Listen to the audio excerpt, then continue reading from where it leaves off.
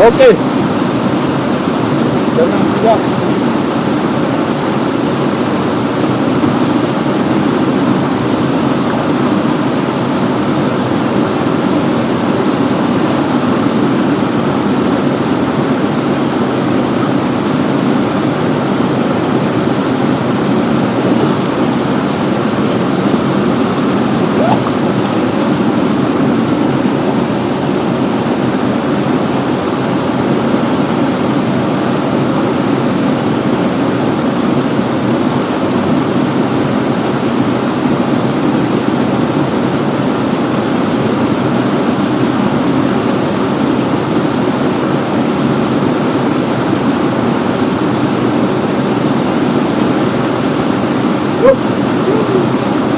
Chào mẹ.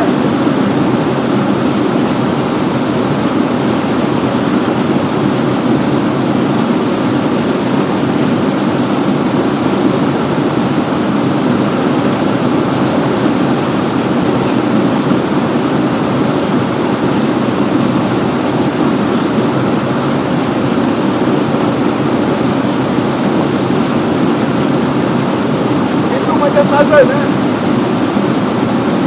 Kira-kira.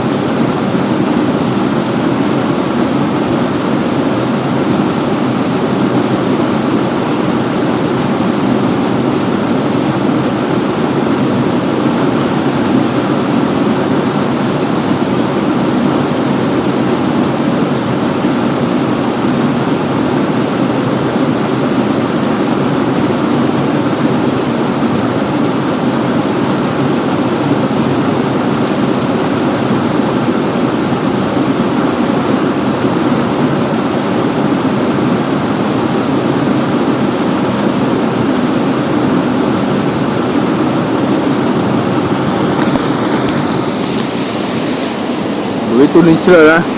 Tuan-tuan boleh tengok Oh, baik lah.